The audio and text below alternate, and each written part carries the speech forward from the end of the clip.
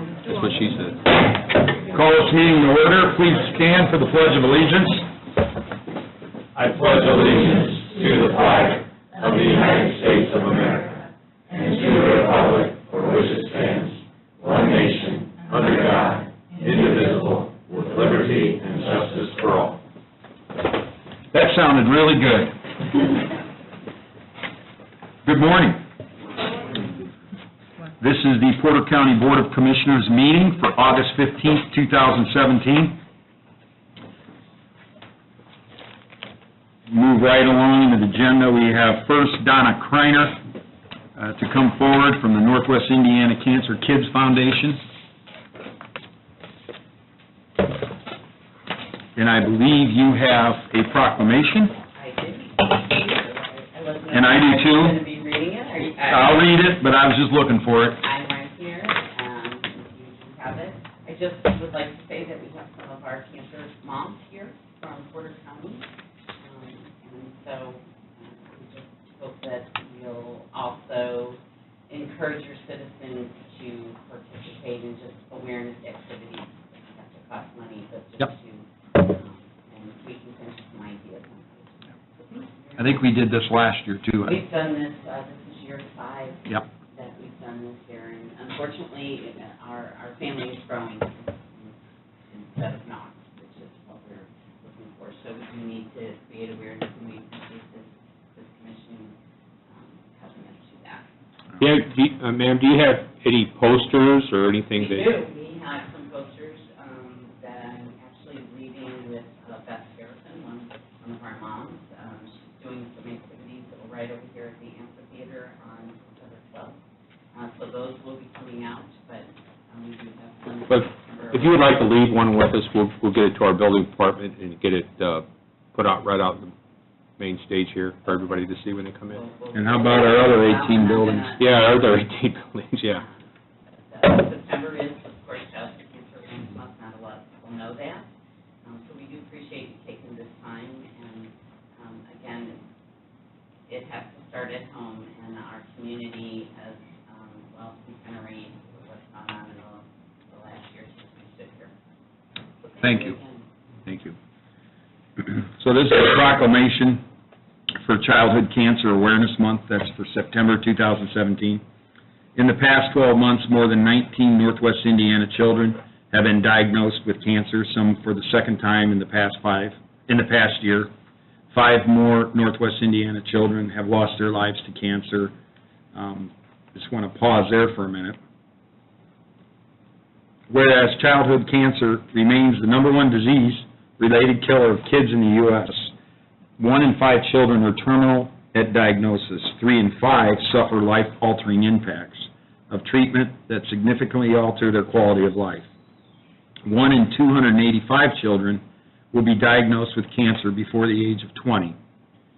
And whereas childhood cancer is on the rise, childhood cancers and adult cancers are different, yet we continue to use the downsized adult cancer protocols on kids with many times devastating effects.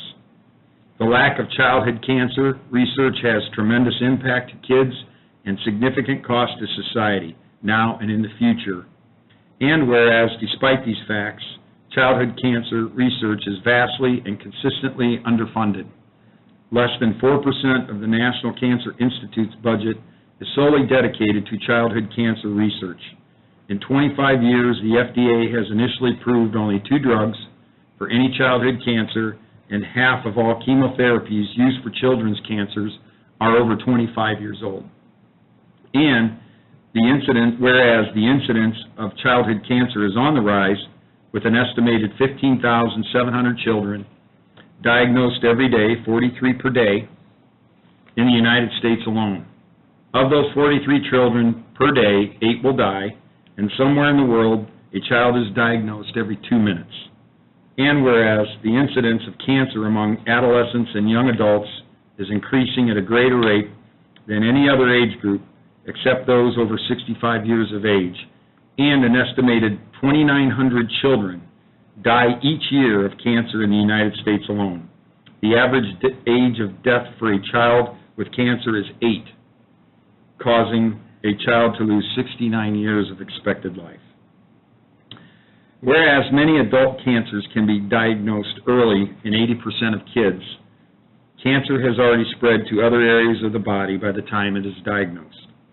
And whereas the cause of most childhood cancers are unknown, and at the present, childhood cancer cannot be prevented, and families who are or have been in treatment work tirelessly to change these alarming statistics. And that's the end of the proclamation. So I will open it up to the board. Any comments?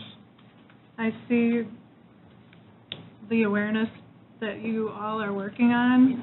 Every year I see it more, and so I think you're making an impact locally. It's sad to me that I see these same statistics again, 4% of the National Cancer Institute's budget, and that number is stuck. It's disappointing, but you're doing a good job. Get us no less than 18 posters and send us, we'll get you an email, send us some clip art, and we'll put the poster on our website as well. Thank you. I'm also going to send you some information about the bills that are on the table, so if you would be so kind to, as a local politician, to contact our federal politicians to ask them not only to support these bills, which most of them do sign on, but to work hard to make sure they're fully funded, because that's where we get hung up, unfortunately. We certainly will. Well, I'll make the motion to approve the proclamation. Second. We have a motion and a second to approve the proclamation for Childhood Cancer Awareness Month of September 2017. All those in favor signify by saying aye. Aye. Opposed, same sign. This proclamation carries. Thank you.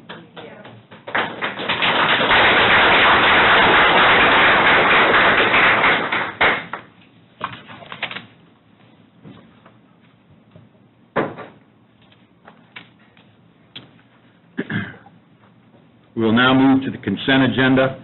Included in the consent agenda, we have approval of minutes for July 18th, 2017, approval of payroll, July 24th and August 7th, 2017, approval of claims, July 20th, July 27th, August 3rd, August 10th, 2017, Porter Regional Hospital response data report from Porter EMS from January 1st, 2017 through June 30th, 2017, and the infamous comp time report for the month of, I believe, July. So we now have that. So that's in the consent agenda. The floor is open. Motion to approve the consent agenda. We have a motion and a second to approve consent agenda. All those in favor signify by saying aye. Aye. Opposed, same sign. Motion carries. We're now going to move to the Memorial Opera House agreements, and I'm going to have Commissioner Blaney read them. Okay, we have got Lindsay Nash, venue rental agreement for a wedding, Natalie Franks, artistic services agreement, Mongrel Music, artistic services agreement, Jimmy Dale Gilmore, artistic services agreement, and Chad Clifford with the Mega Beatles, artistic services agreement. Should have done it today. Yes. Motion to approve. Second. We have a motion and a second for Memorial Opera House contracts. All those in favor signify by saying aye. Aye. Opposed, same sign. Motion carries. When is the Mega Beatles? January 20th or 21st is the third Saturday of January.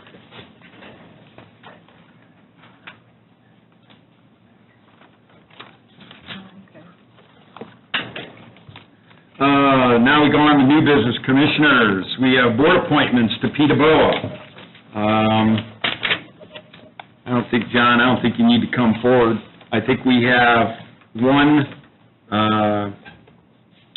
application that meets the criteria for being on Peterborough. And it just happens to be a good one. And it just happens to be a good one. The one application we have is for Nancy Colassa. We had another application in earlier in the week, but they withdrew. So I think the board has the application. Open it up to the floor for any questions. Motion to approve. Second. We have a motion and a second to approve Nancy Colasa for the Commissioner's appointment to PETA-VOA Board. All those in favor signify by saying aye. Aye. Opposed, same sign, motion carries. We now are going into approval of take-home vehicles. Let me get my stuff.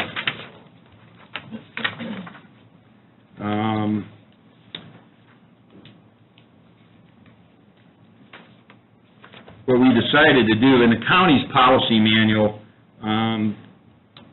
there is a policy section with regards to county vehicles and the ability to take those county vehicles home. It has to do a lot with emergency responders. After Buildings Facilities helped us, after taking an inventory of our cars, it seemed that there were some things that weren't quite jiving with people that were taking cars home that maybe should or shouldn't have taken cars home. So what we're doing is, in this document here, we're going to be approving the people that are allowed to take county vehicles home, and that I don't believe that has anything to do with the Sheriff's Department. This is just other departments of county government. And so, do we need to read the list, you think, Scott, or do we just? No, you guys can approve the list. Okay. The list is available for public inspection. Yeah, the list is pretty long, I won't go read it all, but we've basically gone into a lot of our different departments. We've looked at the need for certain people to take, and we're basically following the standard that's in our manual, is what we're doing.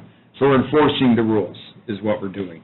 So if anybody wants to see this, it will be it will be at the Commissioner's office. This, obviously, as we refine the policy and as we move forward, there could be some changes, but right now, this is how it stands. So the board, I'll open it up to the floor. Any questions? Motion to approve. Second. We have a motion and a second to approve the county vehicles take home by employees, the names and departments. All those in favor signify by saying aye. Aye. Opposed, same sign. Motion carries. We will now receive and open the bids for the redesign of the administration, wait a minute. May I ask a question? Sure. When does this take effect? And the reason I'm asking is because take-home vehicles are a taxable fringe benefit, and we will have to start taxing the employees for use of this fringe benefit unless they are excluded per federal law. And basically, it's emergency people who are Correct. excluded, like sheriff, police, and I'm not sure about animal control. We'll have to. Look into that. I have. We didn't really add people here. This is the same people that have. Okay. Yeah, you can take a look at the list, and I think if you have any discrepancies, you could meet with us and we can talk about it. We were just wanting to formalize this, so everybody knew that it was a rule that we were going to enforce, okay? And we appreciate that from an audit standpoint. Yep. It's Yeah. really important. Yeah. EMA, This, highway. yeah, exactly. So there's a whole accounting function to this, too, that we got to do right. So now we will move, thank you, Vicki. We will now move to receive and open bids for the redesign of the administration building plaza. So bring them on down. We have one bid.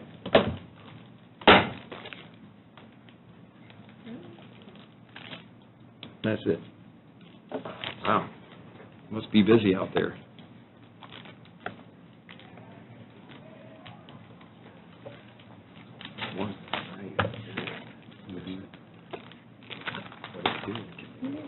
Just take it award it either at next meeting or do a special meeting on the 12th or whatever, when we do stormwater. Okay.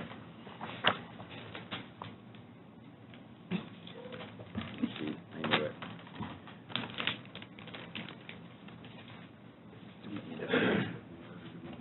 Just announce how much it is and who it came from, and then take a motion. Okay, so the one bid we have here is coming from Garriott Construction. I see Matt in the room back there.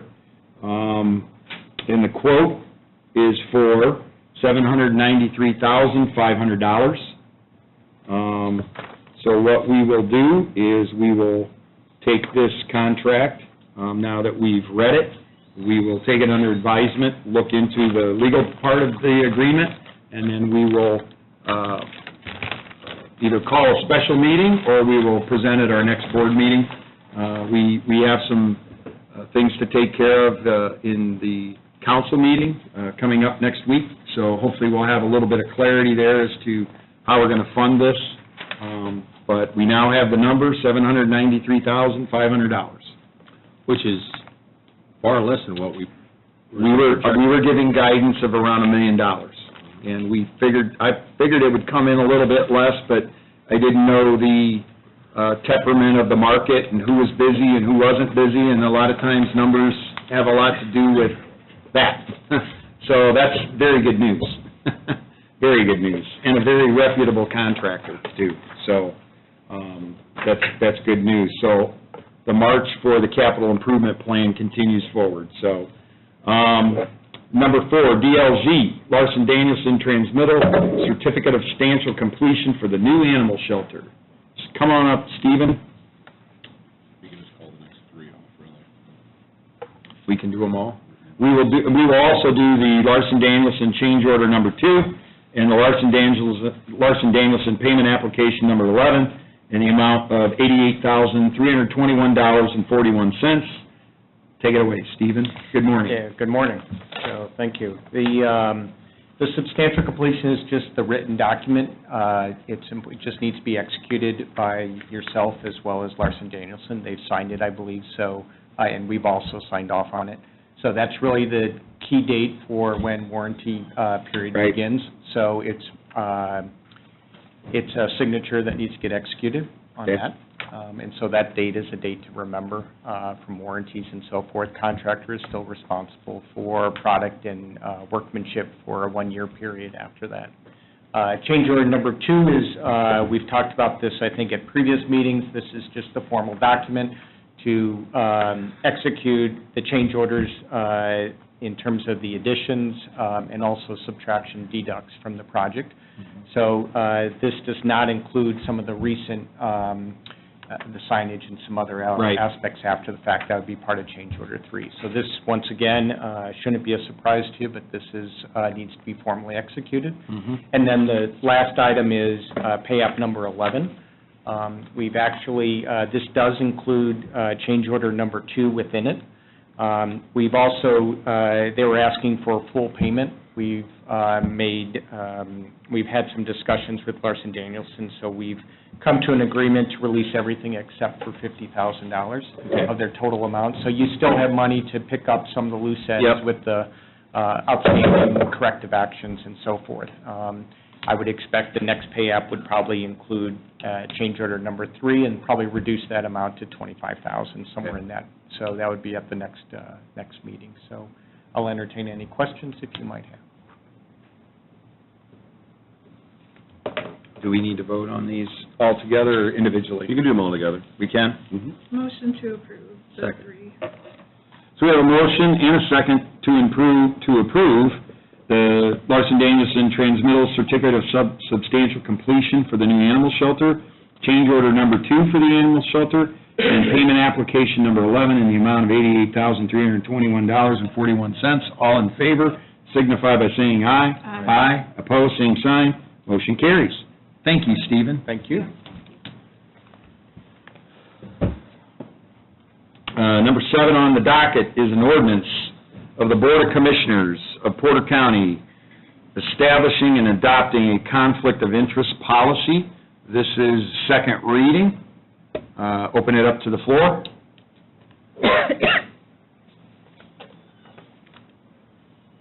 It's the same as last time, right? Yep. We didn't change I don't think anything has been changed, correct? Correct. Scott? Motion to approve on second reading. Second. We have a motion and a second on second reading for an ordinance establishing and adopting a conflict of interest policy. All those in favor signify by saying aye. Aye. Opposed, same sign. Motion carries. Number 8, we have an ordinance creating a non-reverting fund for receipt of proceeds from the Adult Community Corrections Grant for the Porter County Adult Probation Department. This, again, is second reading as well. Motion to approve on second reading. Second. We have a motion and a second to create a non-reverting fund for receipt of proceeds from the Adult Community Corrections Grant for the Porter County Adult Probation Department. All those in favor signify by saying aye. Aye. Opposed, same sign. Motion carries. Approval of a county employee to receive home health care in lieu of outpatient facility or hospital. Our usual maximum is 60 visits, and it is being requested to approve up to 90 for the year for this individual, per the recommendation and approval of our consultants, R.E. Sutton. Motion to approve. Second. We have a motion and a second on approval of a county employee to receive home health care for 60 visits, up to 90 visits in lieu of 60 visits. All those in favor signify by saying aye. Aye. Opposed, same sign. Motion carries. I would just like to point out on that, the recommendations coming from R.E. Sutton would be based upon cost savings. So Right. ultimately, that's a cost savings to our plan. It's not an additional cost to our plan. Yeah, good point. Very good point. Next thing on our agenda is an IT audit. This is something that has been sort of festering out there in the county for at least as long as I've been up here.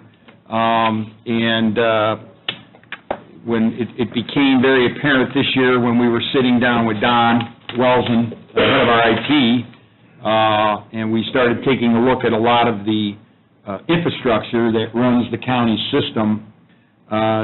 It's old, it's slow, it's archaic, it's just about everything that you don't want. It's just time has passed by quite a bit. In looking at some of the IT that we have, we've always, as a county here, have always bought our mainframes, and we've always maintained our mainframes at a huge cost to the county. A lot of questions came up in that meeting, the budget meeting, and that's what budget meetings are for, to drive those type of things, to come up and talk about them. A lot of different things going on out there in the county with different departments, different entities having certain things. This board, the Board of Commissioners, has sort of made it our mission to try to bring our IT system into a much more timely manner, to get it up to real time. I think IT 20 years ago and 10 years ago is a lot different than IT today.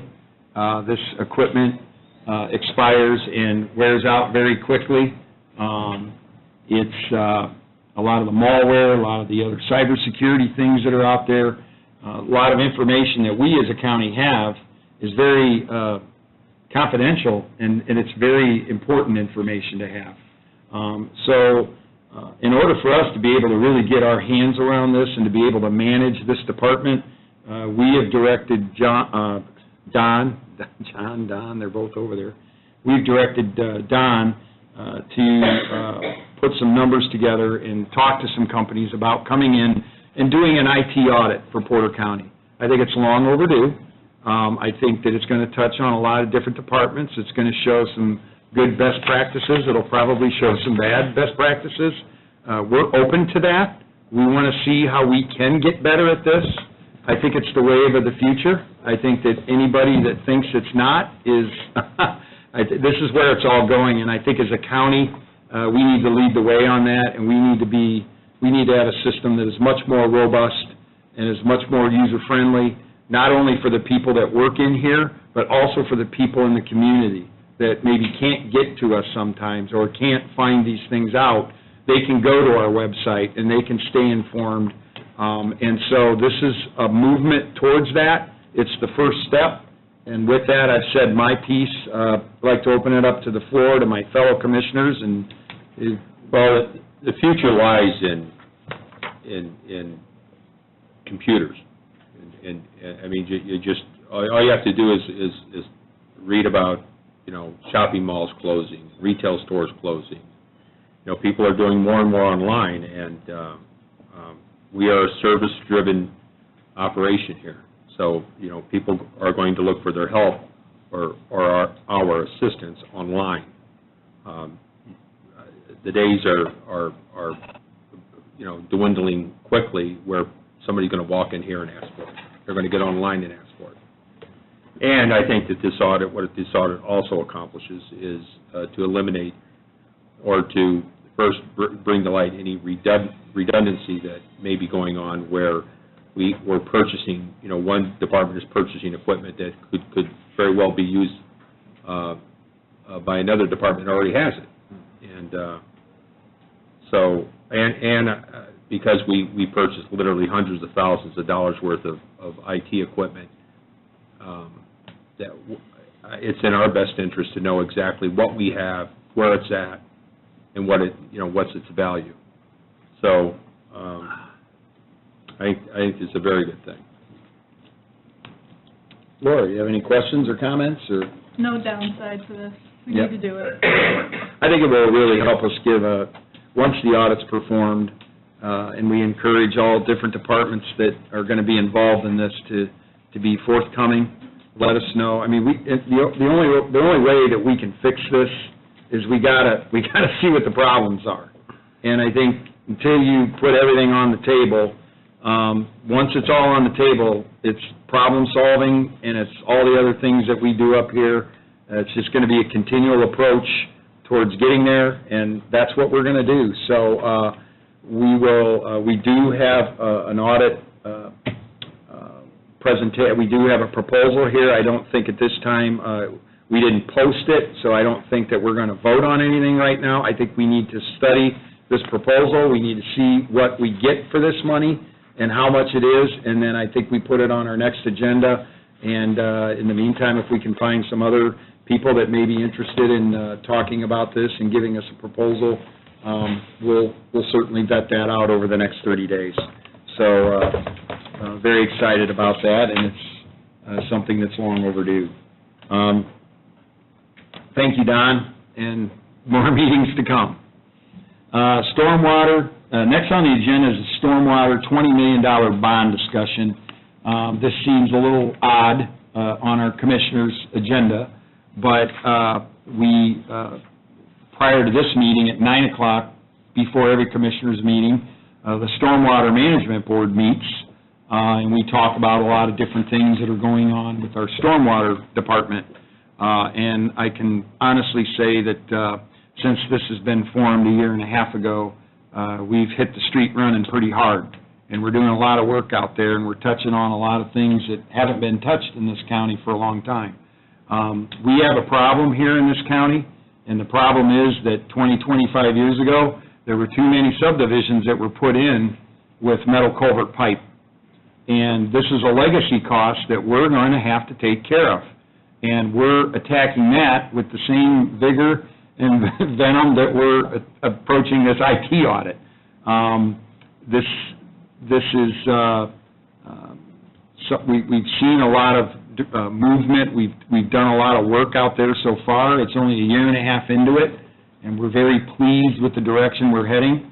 But with that, one of the reasons that we're looking into a bond right now is over the last couple of years, at least since I've come into this office, one of my main goals has been to try and figure out a way to bring the Twin Creeks subdivision into our stormwater program.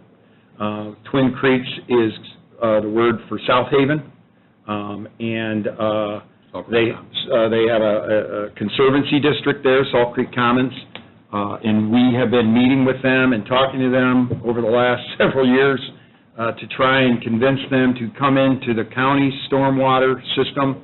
I'm very happy to say that today we think we've got that done, and we're moving in a direction now to start the process of right around 17 million of this bond will be done to go into the South Haven area and dig up these streets.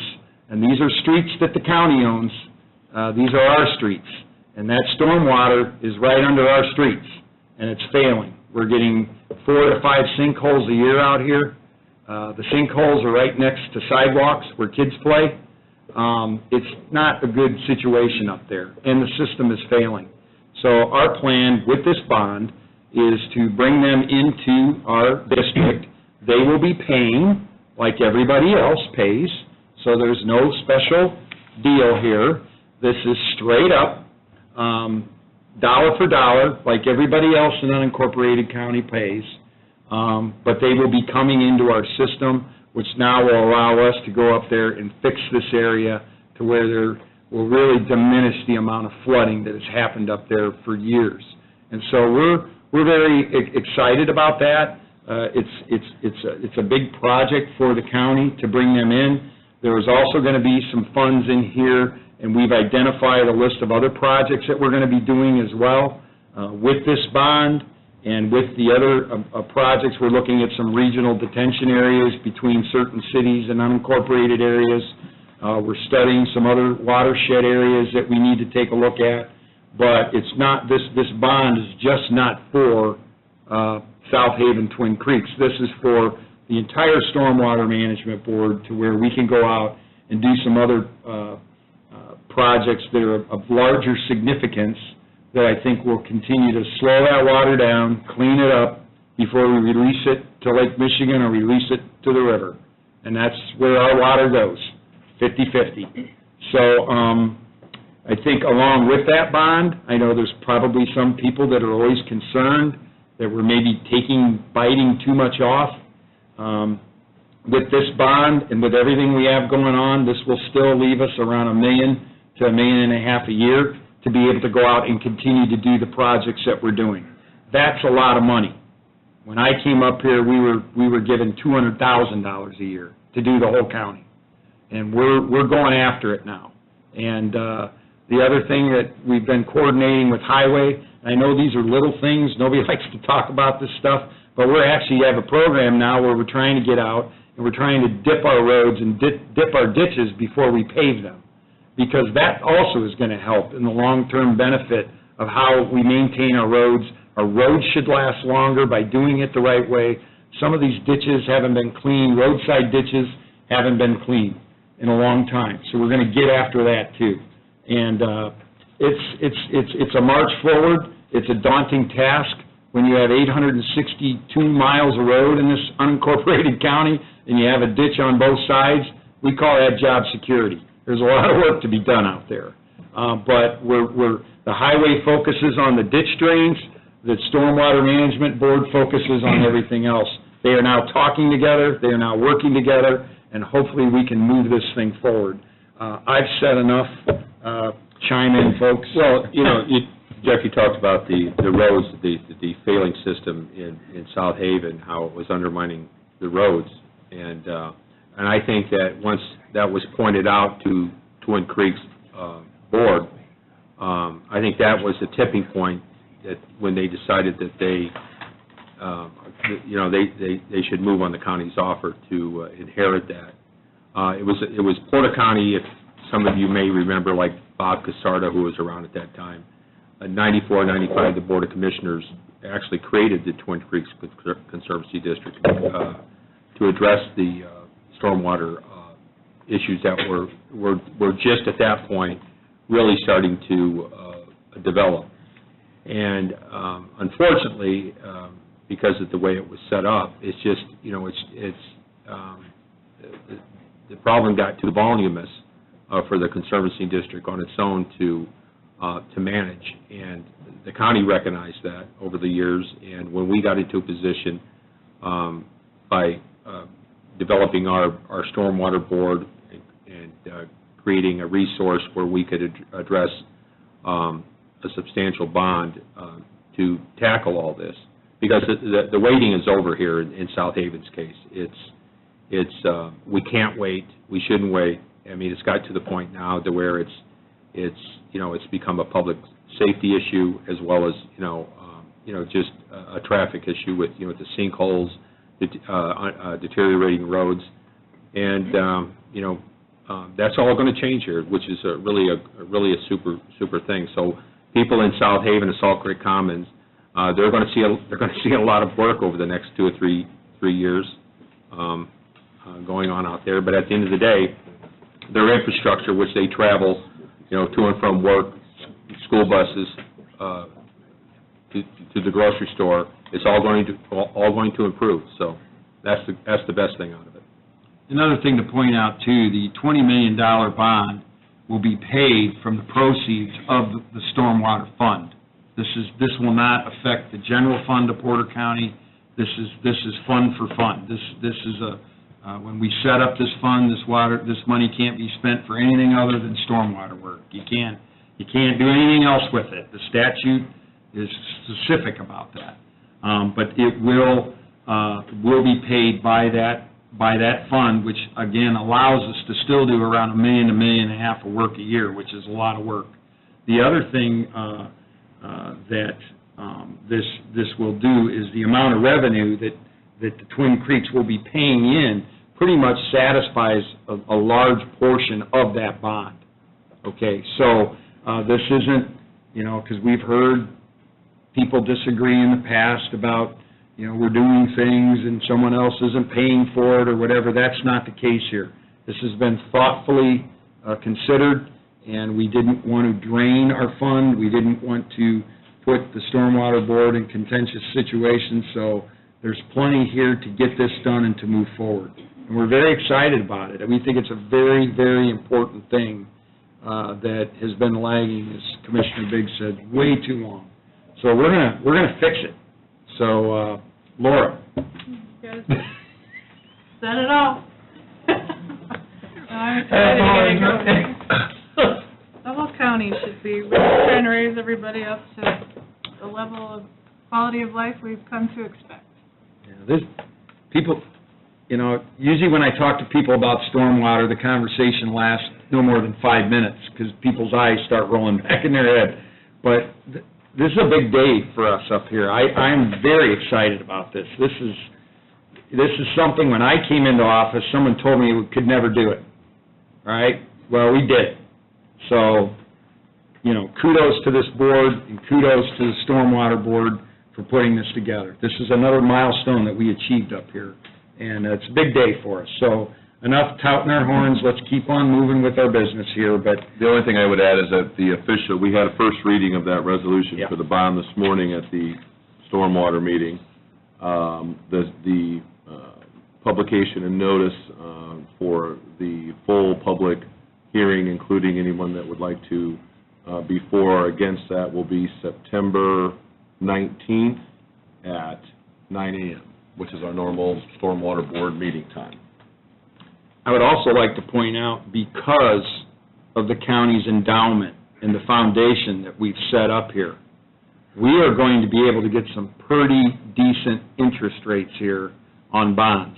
And that's the other reason that this is a perfect time, because we're going to be going to the market, and we're hoping sub 3, right? I mean, we're looking at 2-3% money here. So it's another way that we can leverage that foundation. And it's not that any money's coming out of that foundation, it's that we have that money in the bank, so when bond people look at us, they say, wow, these guys, they can make that payment. And that all has to do with the rate that you can negotiate, is your ability to pay back. So, once again, I think this is great timing for us. We're striking while the iron's hot, and we're getting a good deal for the county. Well, in relation to that, Jeff, when we all initially started speaking about creating the foundation and taking the principle of the hospital, the sell proceeds from the county hospital, what had been the county hospital, when we talk about reinvesting it back into the communities, we talk about a change, something that was going to be a difference maker. And out of the gate will be the work, stormwater work in South Haven and Salt Creek Commons, because that is going to be, once completed, a big game changer. All right. Next up, Sheriff's Department, Corporal Gary Gear, come forward. I think you have a agreement here to hold an auction for surplus vehicles and miscellaneous items. Morning. Oh, it's Jeff. Sorry, Gary, he was here. Back there. Oh, he's hiding. Being a chicken right now. Hi, Edie. Hello. How you doing? Good, how are you? Good. Do you have any questions from the commissioners? We've seen the agreement. Yeah. When's this sale going to be? I think we're looking at, in October is when we usually have it. And Major Gear's currently putting together a list for county highway and other departments of what vehicles are going to be on that, and we'll bring that before the commissioners for approval. Jeff, where does that tip, I should know this, but I don't, I'll admit it. The proceeds from the sale, where does that end up? Goes back. To the treasurer, to the auditor's office? Okay. Yes, we keep it. No, we don't. It goes back from the fund from where it came. CCD and general fund typically get the proceeds from the sheriff's office. It is, Edie, do you, historically, what have we derived in the way of monies from these? Oh, from the auctions, I don't know, because we don't ever, I mean, I don't go to the auction. It goes all to her. I don't see it. Do we have these once a year, or? Yeah, once a year. Yep. And this is probably the continuation from, this is the wraparound sale from the approval of the vehicles from earlier earlier this year. Yeah, this These is a are the ones- continuous basis, Right. it's like a 5-year cycle, Right. that our squads last. So we bought in the spring, those got outfitted, then we have the sale in fall, and we Actually, get rid for of the the sheriff's ones. department, we had planned to buy 10 vehicles, Mhm. and we're getting rid of 12. Right. But this is the sale that the 12 go away. Yes. And then, to follow Commissioner Biggs's question, when those 12 sheriff vehicles get sold, we bought them out of CCD, so the money, whatever they sell goes back to CCD, et cetera. And like you said, Jeff, the sheriff's department is now on a 5-year cycle, which I think benefits your department and also the Board of Commissioners. Now we know before next year, you actually know right now how many cars you're going to need next year. Yeah, based on mileage and the use we get out of them, you can see the cycle that we have for those vehicles. It's really on a 5-year cycle. Yeah, I think that was very smart of the sheriff's department to do that. Any other questions? Hey, Matt, do we have any other vehicles that we should throw in that sale? Not that I'm aware of. I mean, we could review the master list of all departments, but, that would be the next step. Were we going to throw that fourth really bad animal control vehicle in there? Again, I know off the master list, there's a few vehicles, I think we talked about, that are pretty high mileage, but yeah, that's a discussion we can have in a review.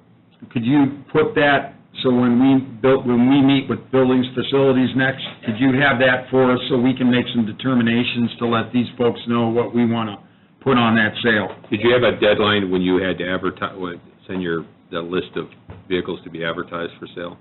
Do you know what that deadline is? 1 month. 1 month? Okay. So we better do it pretty soon. We got some time, but yeah, we need to get on it. Yep. All right, any other questions or comments from the board? I just have a question about the auction. Is it just the sheriff's stuff and just vehicles, or like if we have stuff that we need to get rid of? It's all county vehicles, so there'll be county highway vehicles, we'll have some in there. Yeah, all county vehicles. But what she's asking, Just vehicles, that's what I wondered, okay. she's asking, is there anything from, with the sale, with this are you guys selling anything but vehicles? Yeah, actually, we have, some of our found bicycles, Oh. mopeds that we have, so there's more than just vehicles. Get a We just have, moped. like, old Yeah. stuff and things like that. Looking for a cheap bike? Well, I don't think there's a problem with voters registration talking to the sheriff's department, and if this is the type of auction that I think that's a good idea. would sell the stuff, then there should be nothing. Yeah, I think Stopping it's a matter of from just that. get them on the list. And Right. And then whatever money whatever money is created from the sale goes back to wherever bought it from. Yep. So if it's, wherever whatever fund funded it originally. Motion to approve. Second. We have a motion and a second to approve Engstrom Auctions, an agreement to hold an auction for surplus vehicles and miscellaneous items. It's right on there. All those in favor signify by saying aye. Aye. Pose same sign. Motion carries. Thank you. Commissioner Good, could I ask one question about, concerning animal control in regards to the take-home Yep. situation? I think they're on the list. Are they going to be able to have their vehicles for take-home for They're on the list. Yeah, they're on the list. Okay. They're on the list. All right.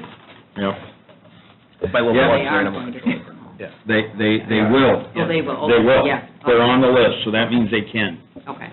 Which, and, yeah, because as you guys know, I mean, they can be called out at any time. And we do, and that's what Day or I night. wanted to just make sure, is Yeah. that we do call them out for emergency services, like if there's a aggressive animal that, after hours, then we call them out to come take care of the animals. Good. Yep. They're on the list, all three of them. Thank you. Thank you. Next is election board members, Dave Bangs and James Stankowitz, but I don't see JJ here, so it looks like Ethan Lowe. Good morning, gentlemen. Good morning. Morning. Take it away. Thank you for putting us on the agenda today. The election board is coming before you to get your approval, as well as kind of give you a preview of our hopeful plan to replace some equipment and upgrade the election process. We're doing a kind of an overview and review of the entire process. We've been working with the voter registration staff, and they've been doing all the work of reviewing that, and I'll let them kind of give you the details.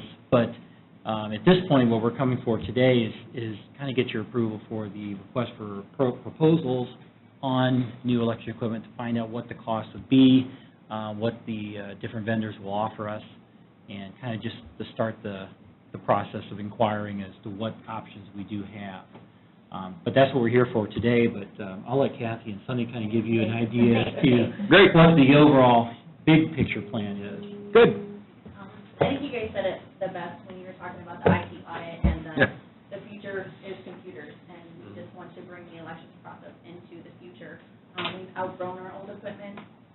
It's a lot harder, it's a lot more work than it needs to be.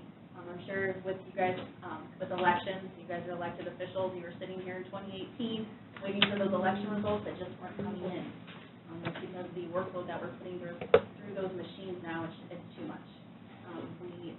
We need to look at new equipment that makes it faster, election faster, more accurate, just kind of bring us into the 21st century. Those computers are 12 years old, next year they'll be 13. In computer lingo, they're basically, yeah, like you said, ancient. They're artifacts. They should be in a museum somewhere. So, of course, drawing a blank because I'm up here talking. We just want to create a more seamless election process. Like I said, more accurate. We want to look at machines that where you know that our absentee ballots are sent out to the polling location. We want to look at central counting where they stay here so that we have more control over making sure they get counted on time. That just kind of, like I said, making it a more accurate, faster, seamless process. Sounds great. Kathy? Let's Let's hear it. The equipment, what we're working on was purchased in 2005. And the commissioners then signed a contract. They had the equipment, the vendors in this room for about a week for people to come look at it. But at the original time of the contract, the original purchase, the commissioners, and I'm not blaming them, but, you know, that's why we appreciate the election board, letting Sunday night we work with the equipment, train on the equipment, train the poll workers to give our input on what would streamline our election. There was never anything in the contract about a buyback. So in one of the negotiations, Sunday and I, sitting down there with our current provider, I said, hey, I want to see a buyback. Somewhere in the future, you know, we want to buy new equipment. Should we stay with you? Could you put a buyback in there for fair market value? And they did. To keep our business, they did put that in there. So, what it's worth. That's in the bid, so. We asked Ethan and we talked with Scott about, you know, putting that in for any vendor to come in and say, okay, we're going to give you X amount of dollars. You might recall last year we asked the council if they would let us keep our election board budget. In all previous years, in a non-election year, it would be zeroed out. But kind of thinking that this should be coming along, we asked for that money. We have roughly $450,000 for that, for the equipment. I do have an email from our providers from a couple years ago that said our equipment's in excellent condition. But it's no secret that it's not been doing well where it's currently stored. So, looking at new equipment, when Sunday and I go to the conferences and that, we see that it's streamlined, the equipment, we don't have the need. So that's why she was asking about the suitcases. When we send out all the supplies, we have all these suitcases, we have old privacy booths. So, and on those, we're kind of looking for direction because aluminum's up there, and those are made out of aluminum. So maybe some guy would come to the auction and say, I'll give you $2, but he can go scrap it for $20. You know, Sunday night can take it to the scrap yard and just give the check over to the county. So it is a good time now to bring us into the 21st century, like Sunday said, a central count system. Last year, the poll workers, the inspectors were overloaded. Some of them received over 300 absentee ballots. And they were overloaded with the voters actually being there, the ballots coming in, and some went by the wayside. So, you know, it's just counting them here at the county. Our sheriffs have delivered them over the years to the precincts, just keeping them here and keep them in-house and counting them. A little bit more control over it. Good.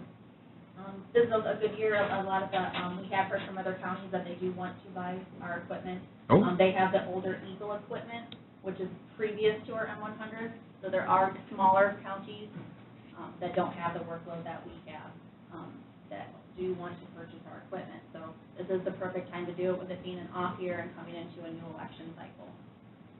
Will the new equipment have any positive effect on the amount that we have recently budgeted toward overtime? For overtime? It- No, what it's going to... Specifically during the election. I mean, if this equipment is going to process things faster, I just had somebody ask me, will new equipment increase voter turnout? No. No, it does not. Voter turnout is driven by what's going on, locally, nationally. It might though, if they get through the line faster. Yeah, that's Well, true. it's just going to get them to the line faster. People come to vote, and you've seen, they waited for hours here. They're still going to come vote. It's what new equipment won't bring them out. What new equipment will, on election night, we have what's called the travel table, and we renamed it the help desk, where Mr. Bangs and Mr. Stankwitz are there for hours. The poll workers are given X amount of ballots. They used X amount of ballots. They have to account for the ballots. It has to match the numbers on the machine. Maybe 30, 40 precincts are going to the travel table because they're not balancing. The new equipment that her and I are looking at will keep accurate records. Not only still has a paper trail, but it also takes a photo of that ballot before it drops. I'm sorry, I thought you were finished. The main concern I hear from people out there is they're worried about security and hacking and the validity of the results. These computers, any of the voting systems that we've looked at a bunch of different ones from conference. We actually had a company that came in and left theirs for a month in our office. Just stopped by one day and was like, hey, are you going to keep this? Yeah, sure, why not, right? None of it, the actual tabulation equipment is not connected to the internet. You can't hack it. I mean, you would have to have physical, actual contact with that machine to be able to do that, and even then it's encrypted. So you still, you'd have to have some pretty good capabilities to get in to do that. So it's not, the e-poll books that we've used in the past, those are connected to the internet, but all it is a check-in process. That has nothing to do with your vote, it's just showing that you showed up to vote that day. And all the information on the e-poll book is all public information anyway, so anything that you could access, whether you came to our office and asked for it anyway. There's no social security numbers or anything like that. Okay. Like you said, with your question about the overtime stuff, we're unsure. We haven't worked with it yet, especially the first year. It's going to be a... Well, we don't know what system we're getting Right, we yet, don't know, right? we don't know what we're getting. Right, so I'm saying, we've never worked with it, we don't know. We're hoping to make it, our biggest concern is just a more accurate election process. We want to, yes, we're hoping that eventually it brings it into, like I said, a seamless process. With this first year, it's going to be basically a guessing game, trying to make sure, making sure that everything runs the right way and learning how to use the system and training our poll workers. With it being 21st century with the equipment, I really am hoping that it brings us into where it's not so much, we're working smarter and not harder and longer. Like well, I would think that it's going to. It's going to I would affect think so too. the amount that you have historically Would have to needed be, right. is going to it's going to lessen. Well, in overtime, Mr. Grigsby, to that is, it's not so much of the equipment, we're not using our time of overtime for the equipment. We're gonna add another early voting, site, hopefully. The election board will approve of that, of adding another early voting site to alleviate some of the congestion we've seen here, maybe put one down to the south. Those come when we have evening hours, weekend hours. That's where your overtime comes in, and election night. And no two elections are alike. In 2008, we were here 18 hours. It was the turnout of what the election 2008 brought. Next year will be a big election. The following year will not. 19, it's going to be an election, but that's a city and town. Not everybody votes in that election. So overtime is dictated by turnout, voter registration. In 2008, the night before the deadline, we received 5,000 registrations from those voter drives. Those all had to be put in. So new equipment does not dictate overtime.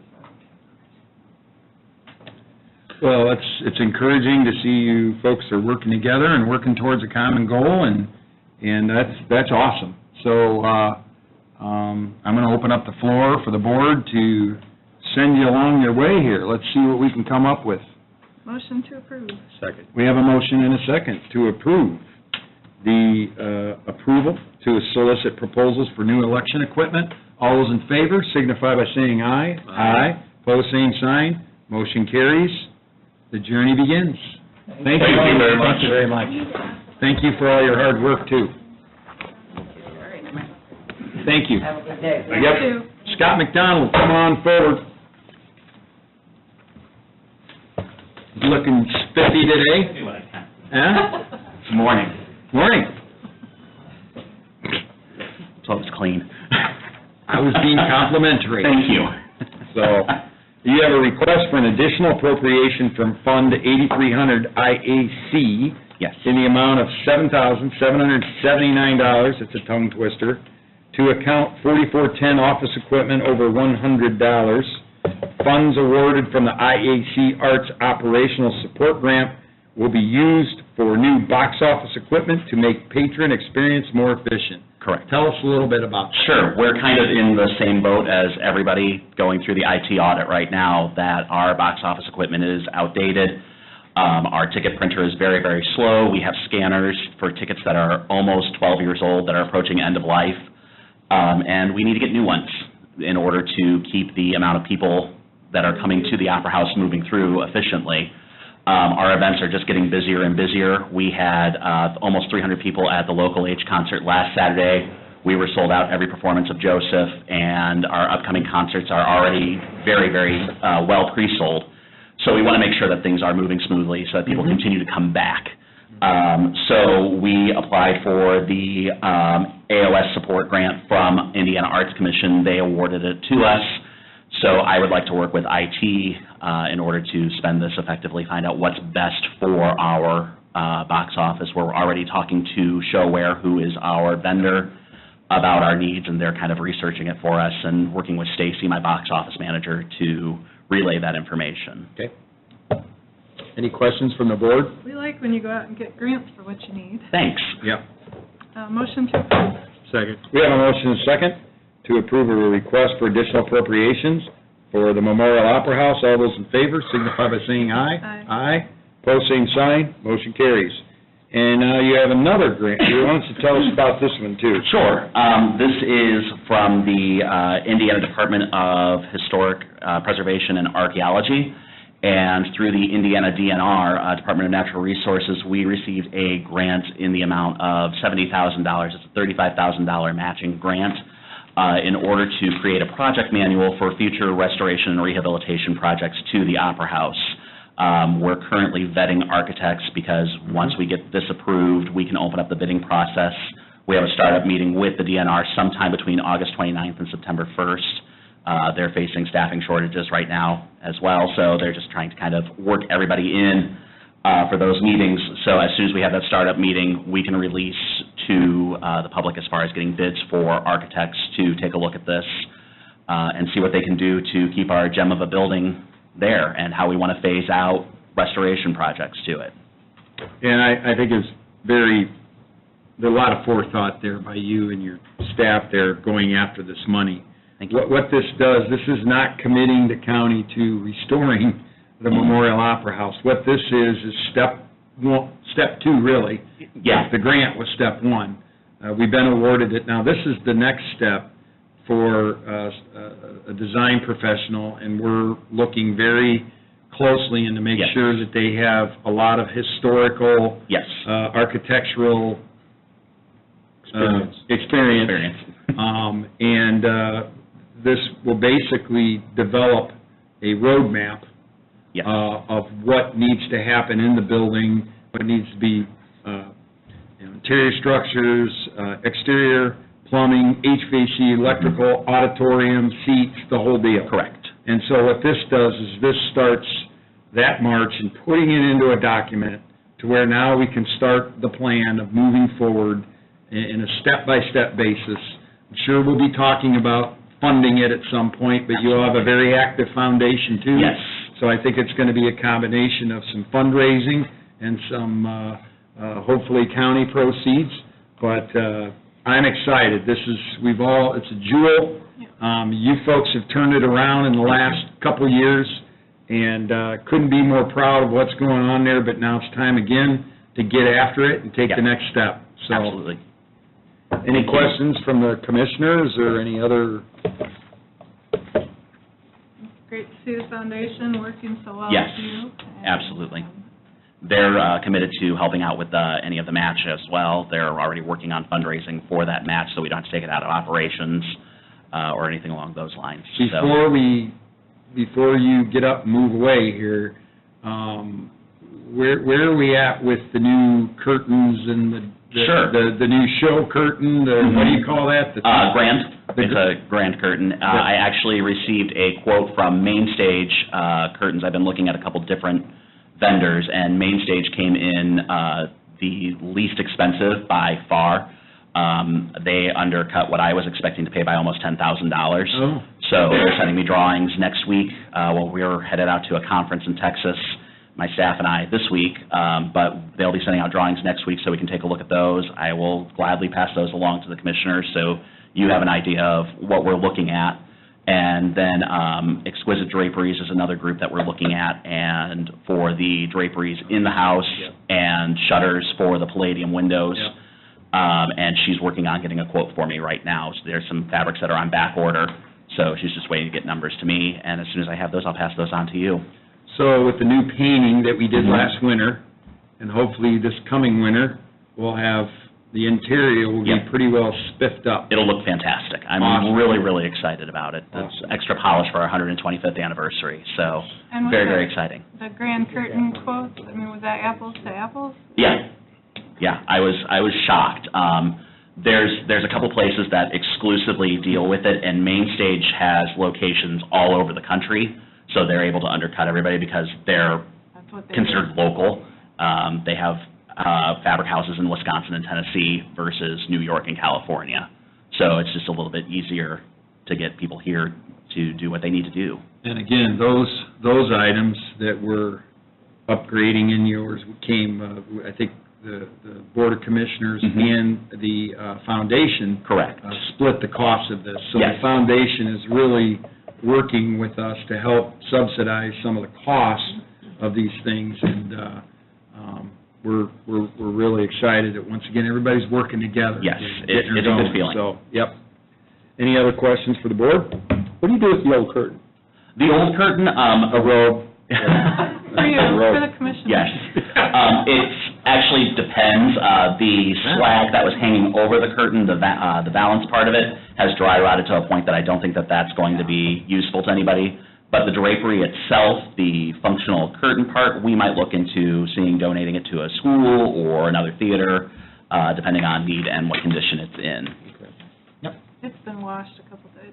It's in pretty rough shape. How do you wash something so big? You send them out, Carefully. Yeah. and it's a really, really expensive process because they also have to be fireproofed and all of that. It's got ticking in it and all kinds of stuff, so. Thank you, Scott. Of course, thank you. I'll make the motion. Second.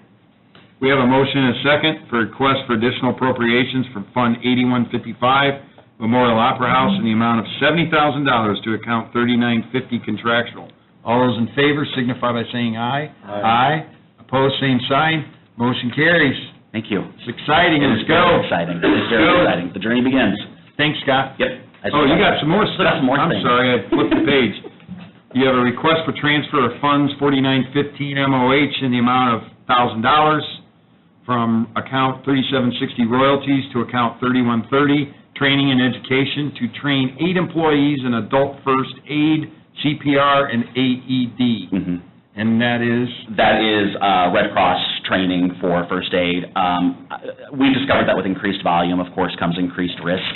Yep. And while we have trauma kits and first aid kits and all of that, if we don't know what to do with them while we're waiting for paramedics to come, it doesn't do any good. Yep.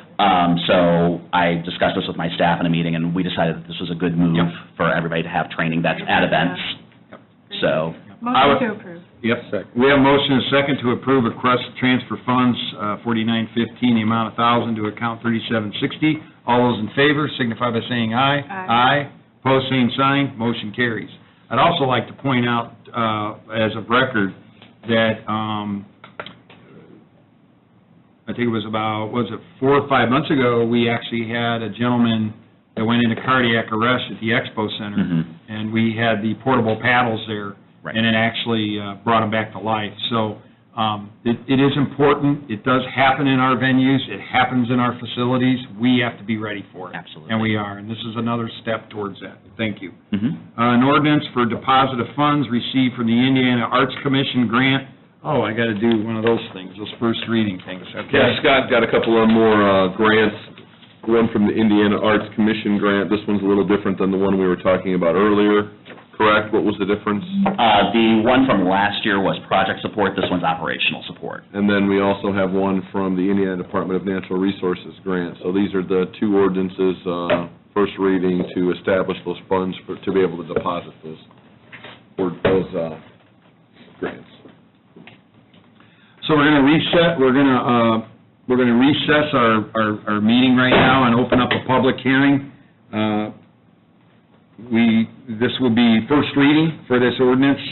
We have an ordinance for the deposit of funds received from the Indiana Arts Commission grant. So what we're basically doing is we're creating a fund that this money goes into that can only be used for this stuff, okay?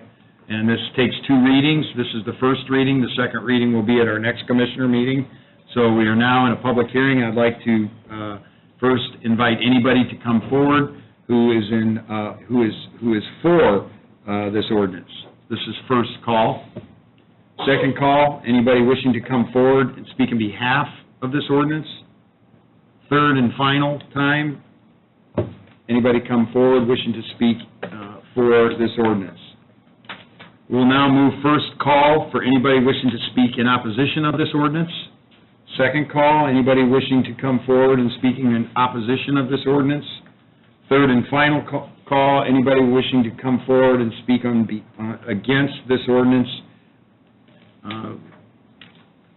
And that handles that. We will now close the public hearing, and now I throw it back to the board for any discussion. Motion to approve on first reading. Second. We have a motion and a second to create a fund to receive deposits from the Indiana Arts Commission grant. This is first reading. All those in favor signify by saying aye. Aye. Pose same sign. Motion carries. Now we go to an ordinance for the deposit of funds received from the Indiana Department of Natural Resources grant. Why don't you tell us what that's about? Second Sure. one, Is that the one we just did? Yeah, correct. We just approved? yeah, these Okay. are just for the, Right. no, well, we did the arts, and then he talked about that. Okay, so once again, we're going to recess the meeting, we're going to open up a public hearing, and this public hearing is for the first reading of an ordinance for the deposit of funds received from the Indiana Department of Natural Resources grant.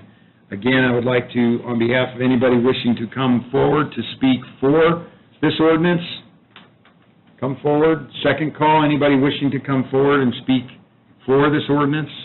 Third and final time, anybody wishing to come forward and speak in favor of this ordinance. Okay, now we will now go, first call for anybody wishing to come and speak against this ordinance. Second call, anybody wishing to come forward and speak in opposition of this ordinance. third and final time. Anybody wishing to come forward to speak in opposition of this ordinance? Close the public hearing, we're now back into the real world. Open it up to the floor. Motion to approve an ordinance for deposit of funds received from Indiana Department of Natural Resources grant on first reading. Second. We have a motion and a second for first reading for an ordinance for deposit of funds received from Indiana IDNR. All those in favor signify by saying aye. Aye. Aye, pose same sign, motion carries. Thank you, Scott. Thank you very You made a much. lot of work for us today. I thought of something while we were reading those. Have you talked to EMA about the training for the first aid and CPR? No, I have not. You might want to give them a call Okay. first, because they might do it for you guys for free. Sure. I can absolutely do that. Zone of Wildlife, Bob Gregg. Yeah.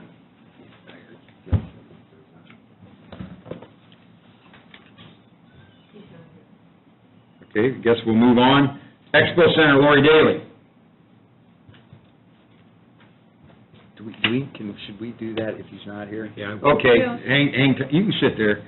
We have a request for approval of the Silly Safaris invoice in the amount of $750 to provide live animal shows for the Celebrate Wildlife Festivals at Sunset Hill. Motion to approve. Second. We have a motion and a second.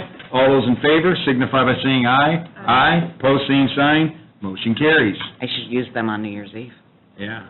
silly. Silly Safaris. Yeah. That would be great. So you're going to shout out at us? We are. We're going to shout out for the second year in a row. This is the band we brought in last year, and they did a great job. Attendance went up. We're hoping to do it again. Okay.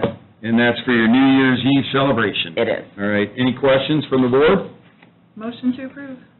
Second. We have a motion and a second to approve the agreement for shout-out for the Expo Center New Year's Eve party. All those in favor signify by saying aye. Aye. Pose same sign. Motion carries. Thank you, Lori. Auditor Vicki Urbanek, where's she at?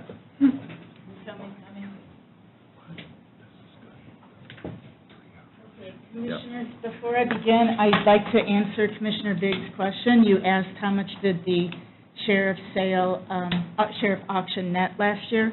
Last year was $26,000. And of that, $18,000 went to the highway department because most of those vehicles came from the highway fund. $6,000 went to CCD, $2,000 went to the general fund for the sheriff's department, and there was actually $200 returned to the general fund from the prosecutor's office. And the year Thank you. before, it was different. The allocation was different. Commissioners, at the last meeting, you had asked us, this is in regards to the time and attendance system, you had asked us to meet and review how many physical time clocks we would be recommending, as well as a possible schedule if we move back the pay dates to bring our pay periods in line with our leave and our hourly reporting dates, if we move forward with the time and attendance system. The funding for time and attendance is on the county council's agenda for later this month. So, first, in terms of the actual number of time clocks, a revised version of the committee got together last week, I believe, and we came up with the consensus that we would begin with only 3 physical time clocks, all at the highway department facilities. The reason is because the highway department is a large department, and it's the one that has the most number of employees who don't really use computers as part of their regular day-to-day job. And we believe that most other county departments can use the time and attendance system, the clocking in features, via the software component. Oh, okay. At their workstation or? Correct. Or Okay. via a virtual computer that could like a be- pad or something? Mhm. And this would be a considerable cost savings, because when we were looking at the original idea of 27 time clocks, having time clocks Yeah. everywhere, came to like more than $54,000. So this is, only $6,000 potentially. Well, these are going to be on a trial basis, though. Edie's working with the company to see if they'll give us 3 to test out. Oh. Just make sure that this is what we want to do. Sure, it works. Yeah, good idea. Good. And I think that'll also give us some information to be able to, we have a lot of policies and things to backfill here I mean, we're still at the early stages of getting this rolled out, so seeing how those time clocks work will be another part of the puzzle for us to be able to finish all of the discussion that needs to happen. Well, that's a good update. Mhm. Do we, so when are you going in front of the council then? On August or September? No, 22nd. August. Oh, yes, next week? August 22nd. Okay. Yes. You had also asked us to come up with a schedule for potentially moving our pay dates to bring our reporting in line with the actual pay date. We currently pay current for salaried employees, and what that means is that on our next pay date of August 21st, we'll actually be paid through August 19th, but our leave time, our vacation time, our sick time, any comp time, is current only through August 12th. So there's a one-week dysfunctional situation, for lack of a better word.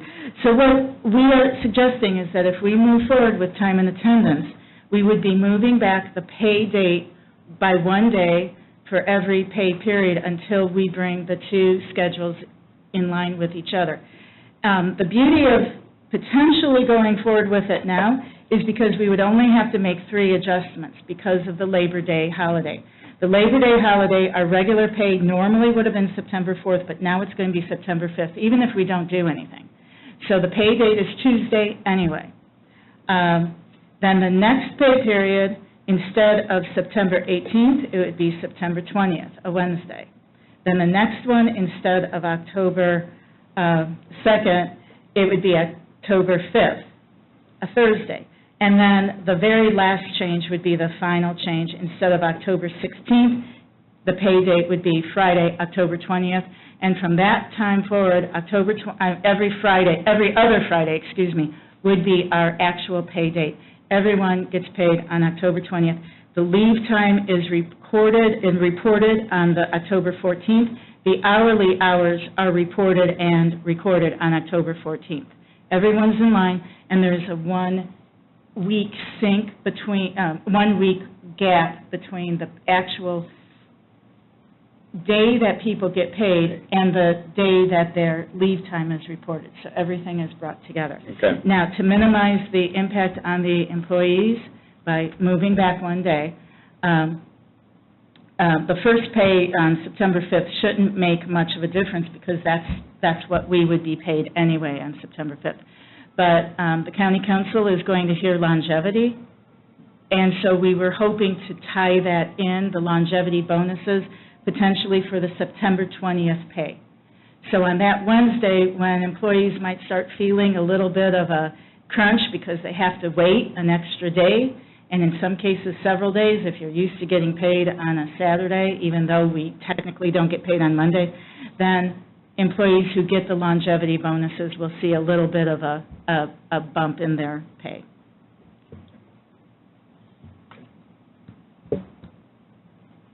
Any questions from the commissioners, or? I just wonder if Laura could repeat all that. You know, It's going to be better. it sounds a lot better. We have It sounds maps like and you're charts, picking the best and it's possible very time to confusing do to it. get this to work, but Yeah. I think if we move with time and attendance, it's a necessary thing that we have to do, and overall, it will end a lot of confusion, and some Yep. department heads and payroll deputies will tell you, it's always Yep. confusing when we pay and when we report Yep. vacation time, leave time, sick time.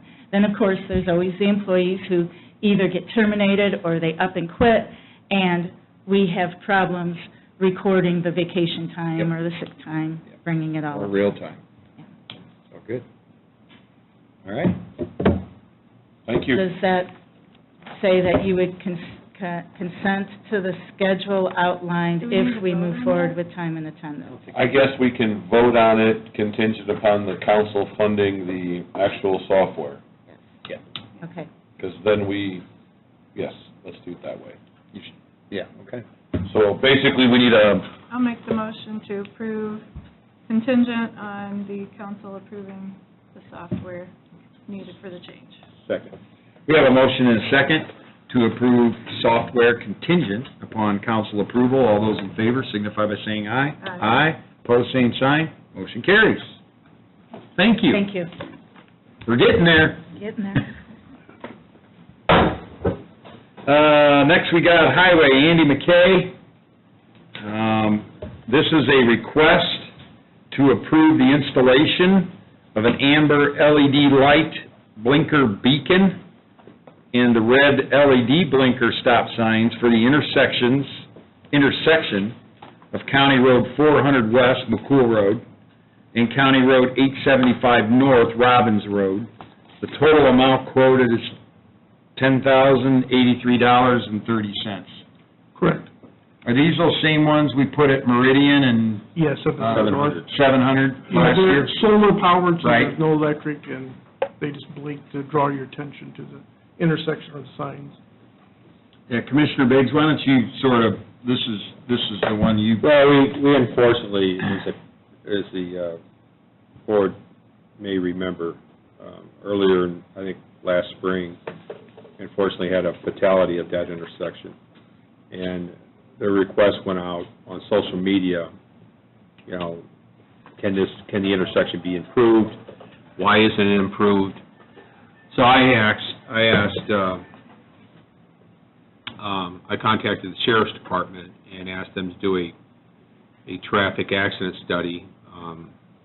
They did very quickly. I mean, they got it back to me like within 48 hours. And I looked at the numbers.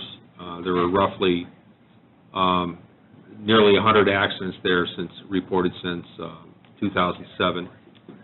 I asked them, is that a lot? And they said, yes, it is. The vast majority of those nearly 100 accidents were resulted in personal injury. So I contacted Ray Rydell up in the Plan Commission, who I was told played a part in lighting the intersection at Meridian 700 North. I asked him about the costs. He said it was relatively inexpensive when compared to a light. You don't need the right-of-way. You don't have to purchase the right-of-way. You don't have to run electricity. So, and then I contacted the commissioners, and one of the commissioners had mentioned to me that they thought that you could help, and I contacted you, of course, and you said, yes, I have the monies available in the franchise fee budget, and so we're off and away, so it's going to get fixed. And also I'd like to add, too, that they are planning on, NDOT is planning on closing 149 just north of there, so this will actually help when they close it, because that road, 875... We'll get real busy real quick. Yes. Yep. So it also helped with that, too. Good. Yeah, so this is our second one we've done in about a year now, and Yeah. this is... And I've also asked the Sheriff's Department, which they've agreed to do, is to periodically run traffic out there to try to slow, most of that traffic is local, to try to slow it down. I mean, the sight lines there at that intersection, when I first drove out there, and I'm very familiar with that area, but I drove out there nevertheless, and it's hard to figure out why there's so many accidents there, because the sight lines are very good, it's very flat, and it's a lot of it's speed and driver impatience. So Sure is. we'll see if we can't do something about the speed. We can't with the impatience, but maybe the speed. Yeah, I hope it helps. Yeah. All right. Motion to approve. Second. We have a motion and second for a request to approve the installation of amber LED blinker beacons and blinker stop signs for the intersection of County Road 400 West, McCool Road, and County Road 875 North, Robbins Road. Total amount of the quote is $10,083. All those in favor signify by saying aye. Aye. Opposed, same sign. Motion carries. Andy, give us a quick update on where you're at, paving and everything else. We're probably at about 28 miles on asphalt, and chip seal, we're probably at about 15, 16. They're hoping to finish this week. Actually, 350 East just got finished a couple minutes ago, so I'm hoping to be done completely with chip sealing this week. Good. Yeah. And then it looks like we might even have a little bit extra money, so we'll have to look at a couple more roads. Yeah, we'll pull out our PASER reports and Exactly. see where we can go next. Exactly. So, good deal. And I really appreciate, I know the other two commissioners are getting the same information, is the photos that your district supervisors are taking Yeah. of the work being done. And I have been, I keep when I get a call from a resident asking, when you going to fix my road, I keep that photo, and now I can shoot it to them, in text message, Right. which is really nice. Yeah. So, keep that up. All right. Thank you very much. Thanks, and thanks for Thank you. fixing that fence post up there. Oh, yeah. Oh, yeah. There's no wildlife there, too. Yes, thank you. Yep. Where are we? Matt, come on forward. We got Matt Steckley, quotes to patch and seal parking lots at the Juvenile Detention Center and the jail. Good morning, Matt.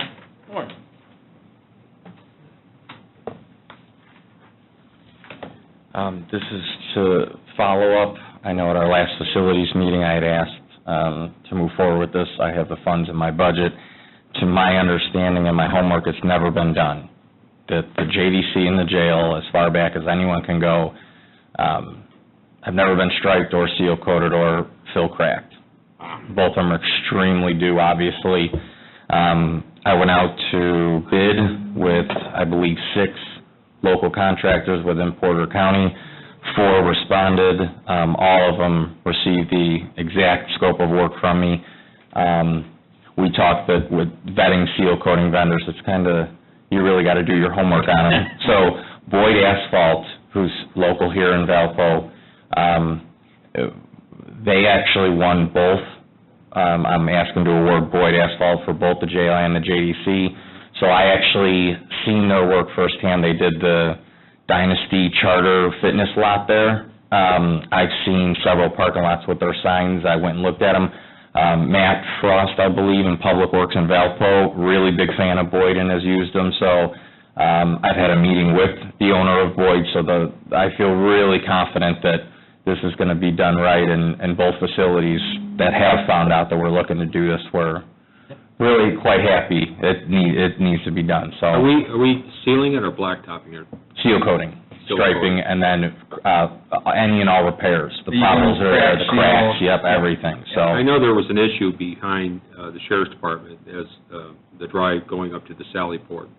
There's some kind of apparatus there that you have to press or to get the door open or whatever, and the officers were having to drive off to get to that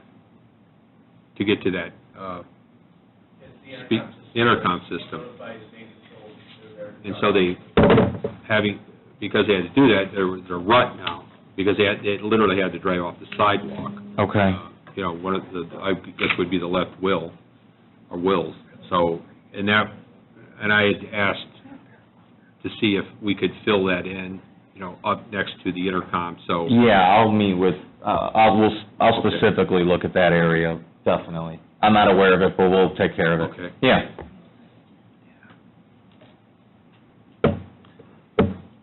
I'll make the motion to approve Boyd Asphalt for both JDC and the jail. Second. We have a motion and a second to approve the quotes to award to Boyd Asphalt to patch and seal parking lots. All those in favor signify by saying aye. Aye. Pose same sign. Motion carries. Who else quoted? Portage Paving, B&G Seal Coating, and G&G Asphalt Maintenance. Great. Thank you. Yep, Have a good thanks, day. Matt. Thank Yep. We now are going to move into the Development and Stormwater Management. Bob Thompson, Director, come forward. Morning, gentlemen. Morning. First, we have a rezone of A1 General Agricultural to RR Rural Residential District. Petitioner Benjamin David Cooper. This is second reading. I'm Andrew. How's your leg doing from the Yeah. last? It looks like you're getting a little better. Yeah, got out of the chair 2 weeks ago. You're ready to go. Therapy 3 days a week, so Good. it's rough, but it's better than Yeah. all the time. He's unable to be here today, so I'm here on behalf, we own the property together. Mm-hmm. So- Yep. I remember. Motion to approve on second reading. Second. Motion and second to approve the rezone for petitioner Benjamin David Cooper, second reading. All those in favor signify by saying aye. Aye. Pose same sign. Go build those houses. Yeah, hopefully you guys can get started. Yep, thank you. Hey, isn't that nice you got all this without an attorney, too? Yeah. I think I saw an attorney at the Plan Commission meeting.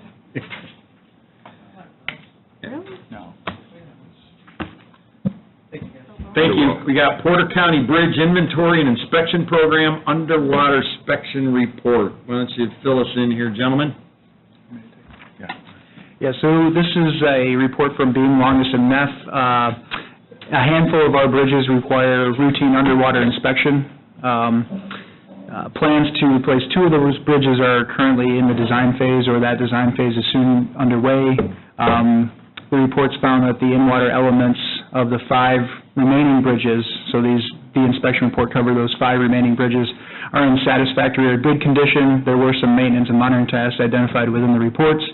So staff's recommending that we accept the report, and acceptance of the report is required by NDOT. So our board needs to accept the Yep, report? we- Correct. Motion to accept the underwater inspection report. Second. We have a motion and a second to receive, accept the underwater inspection report. All those in favor signify by saying aye. Aye. Pose same sign, motion carries. We have, number 3 is a request from Dave Burris to terminate contract. Bob, you want to give us a little bit on that? Sure. Dave Burris was hired by the county commissioners a number of years back as a contractual staff or contractual employee to look over drainage.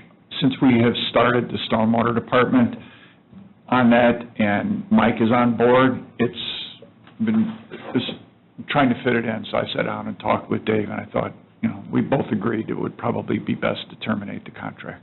Okay. Any questions from the board?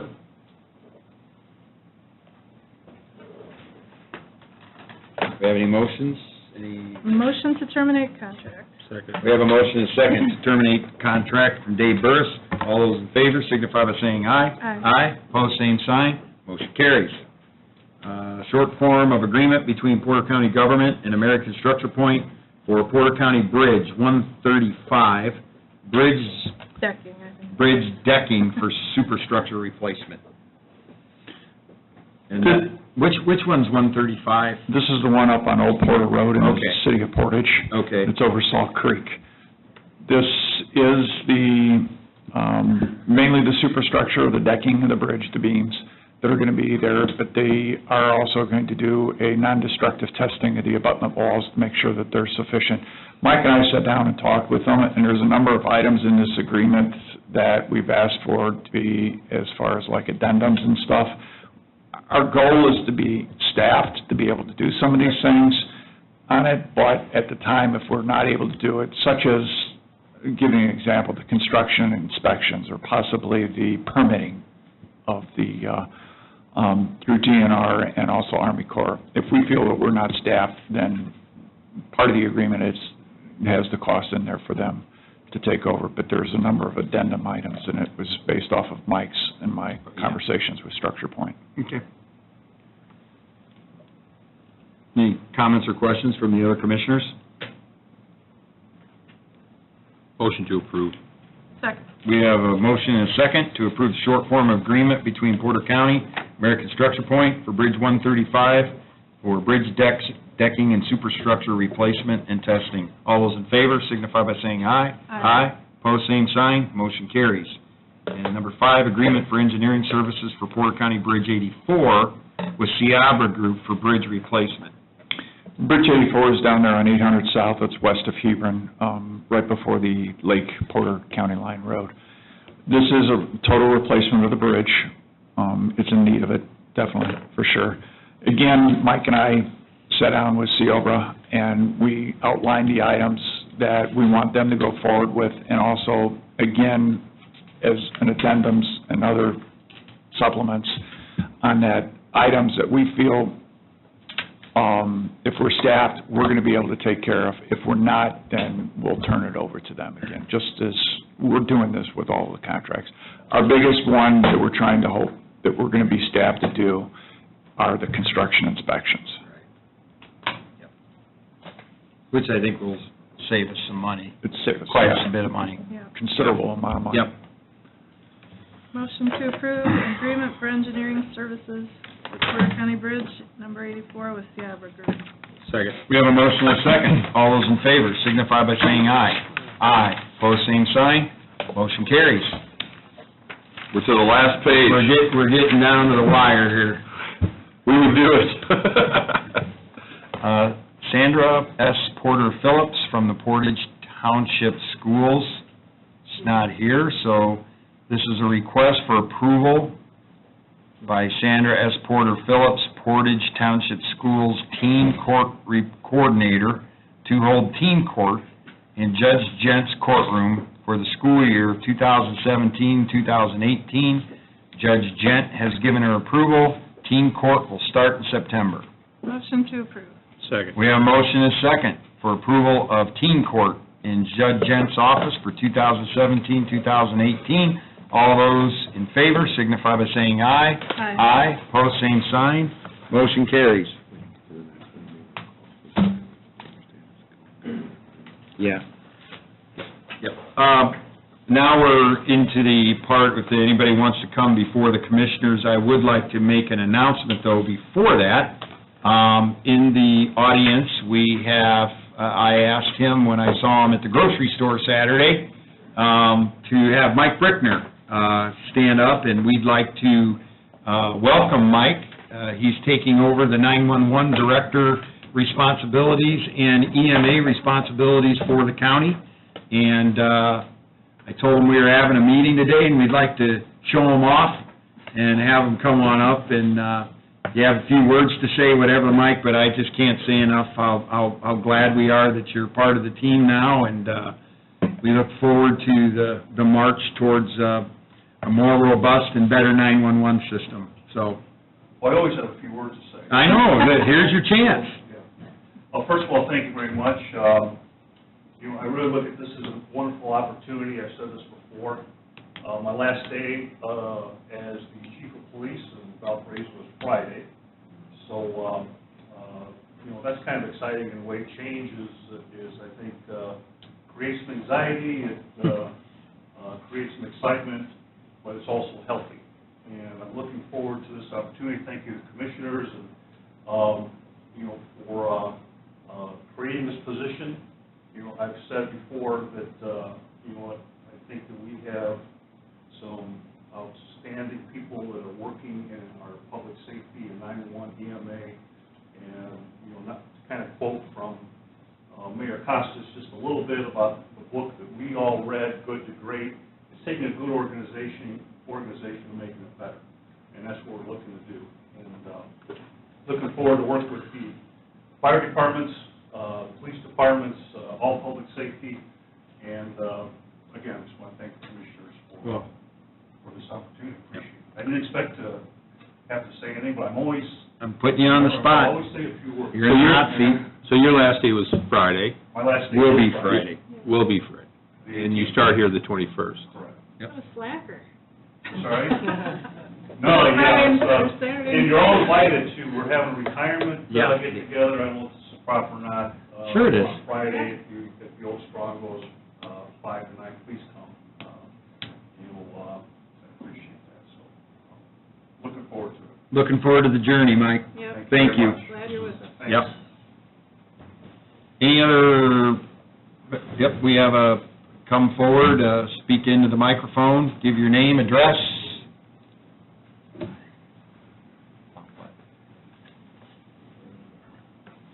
My name is Dave Alberg. I live at 306 East 200 South, which happens to be on the 4.5 miles of chip and seal road that I've been told is in the county.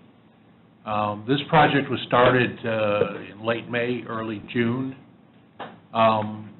It was, I'm assuming, we can check with Andy, finished last week. When I built the house, we were on a paved road. This summer, we've been on a gravel, actually not even gravel, it was stone. And I understand through Andy's office, who I have to say has always been very polite, very helpful and everything, that the contractor was the problem in this whole thing. The reason I'm here is that right now, if that's a finished road, I'm still living on a gravel road. It's dusty, it's dirty, I can't keep my car clean, it beats up our vehicles, it's miserable, plus the fact that now we have a road that's almost a foot taller than what my driveway is. I don't know what to do about it. I really don't. Again, every time I've called Andy's office, I've gotten very well treated, and his people that come out to do work have done really good work. It, in my mind, is, and you can ask Andy, it falls back on the contractor. But the bottom line is, we have what we have. And it's miserable out there. I came back last night after dark, and the road is already starting to washboard. It's just, in my mind, it's going to be a gravel road, and that's that. And that's going to do lovely things to my property value if I ever try to sell it. No, I'm we're on not the- okay with gravel roads. I'm on the north side of the road, which is downwind, prevailing wind. Every time a car goes by, and Laura, you know, that road, 325, zig over to 300, at 7:30 in the morning, it's bumper to bumper. And the local kids are making a racetrack out of that corner. They're throwing gravel all over the place, and it's just a filthy mess, and I'm frustrated as can be. This is now dragging on for, 4 months? And I hate to come and just complain without a solution or some suggestion, but I'm at a loss. I don't know. We're just very, very, very unhappy with that. Plus the fact that last week I drove into town, which I didn't do very often because I don't want to drive my car down that road. 49 was being paved asphalt. I turned on Division Road. There's fresh asphalt on Division Road. I looked down Sturdy Road, a stretch of road that has no homes on it, is black asphalt.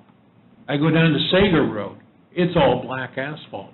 And what I'd really like to know is why were we picked out of the entire county to get what I consider to be crappy road?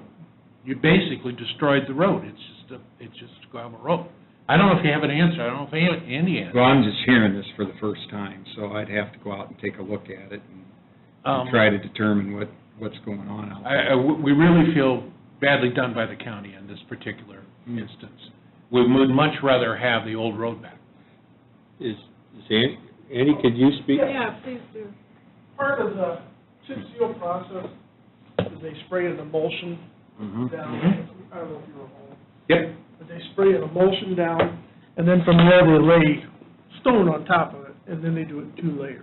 Right. And part of the second layer that they put down, there is loose stone on top of it, which I'm sure is what you're talking about. Is it done? It is done. The only thing after this, we could go back and sweep it and pick up the excess, because it's never a perfect process. I mean, you're dumping stone with a machine that tries to spread the material at a certain rate to, How long is this stretch? it's probably, half mile, 3/4 of a mile? Isn't Yeah. it? On my particular, 325 goes south and then tees, and 200, and there's a short stretch that goes over to 300. I live right there on that corner, right there. And then the chip and seal goes on down 300. Well, the county, along with every other municipality throughout the state of Indiana, we're going to receive substantially more road funding from the state of Indiana next year. And I'm sure that only half a mile of blacktop is something that we could probably. I would like to go out and take a look at it first before I commit to anything. There's a lot going on in the county right now. We're in the process of moving away from chip and seal. And what's really helped us make that move, it's sort of a long story, but we had 8 interns in the summer, and we went out and evaluated every road in Porter County, every ditch, every drain. We're collecting data. We're starting to, in the past, how roads were paved here in the county, it was, I guess it wasn't an exact science.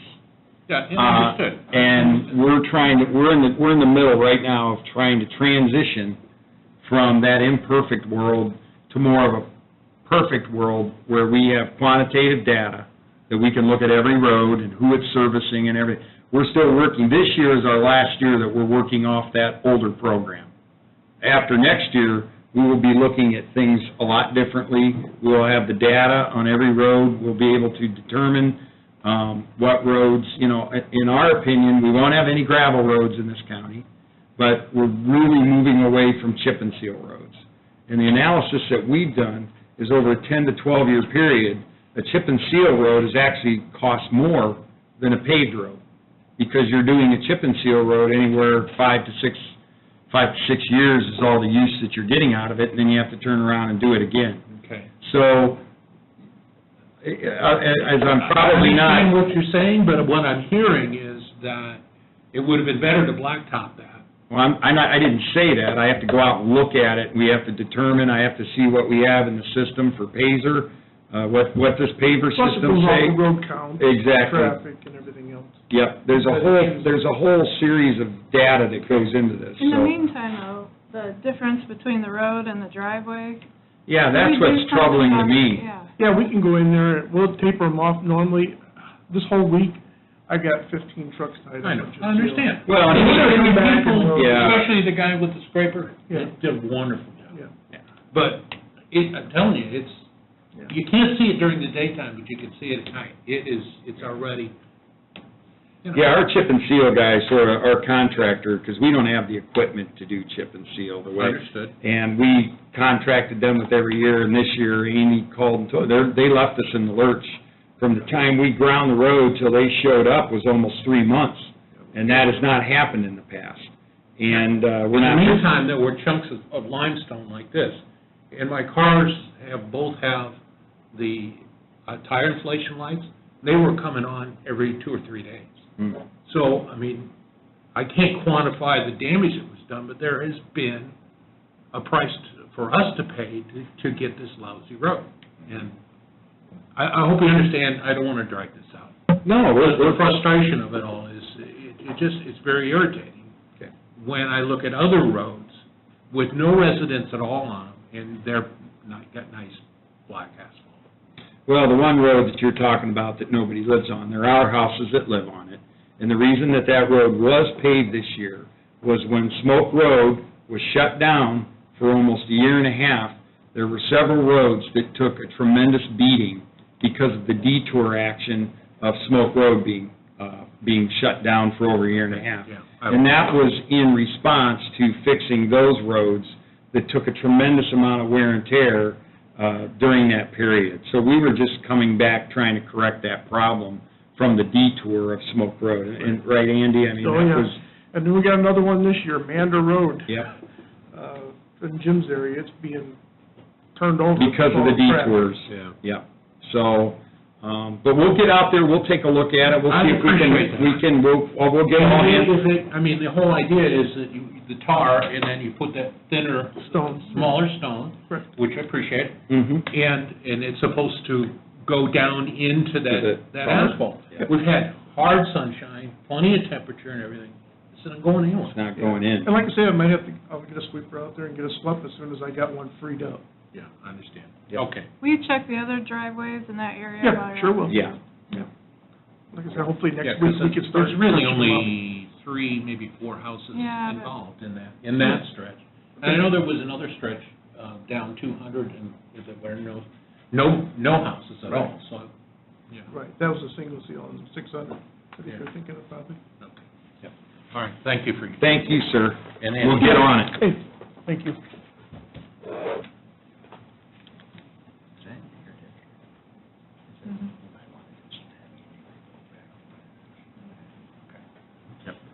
Anybody else wanting to address this board? Please come forward. Anybody else? This board stands in recess. Whoa, wait, go. I just wanted to recognize the fire chiefs who showed up today. They've come today showing their support for the purchasing of the 800 megahertz radios that the commissioners are pursuing.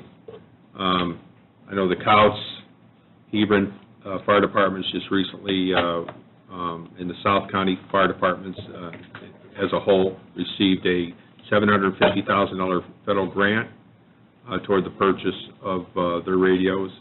And I think I can speak for the Board of Commissioners. We are really impressed and really appreciate the hard work that all of you did to apply for that grant and get funding, because not all departments have done that, and unfortunately. But thank you very much, because at the end of the day, that's less burden on the taxpayers of having to come up locally, having to come up with that difference in the money. So, and we are moving toward that. The commissioners have spoke to Motorola just last week. The prices that you were originally quoted, was it last spring, or maybe even further back on the rebates. They are going to commit to those rebates. We explained to them that we will have our table set sometime within the next 60 days, bringing it to the county council, but the commissioners we didn't want to piecemeal paying for this stuff. We want to bring it all together on one plate and present it to the county council, so they better understand what we're committing to here. And we haven't received all that information back from the other departments, but it's on the fast track, and it's moving right along. So.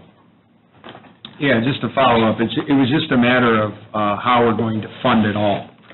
And we have a pretty big ticket that is building on this. Your folks, as part of that, is in there.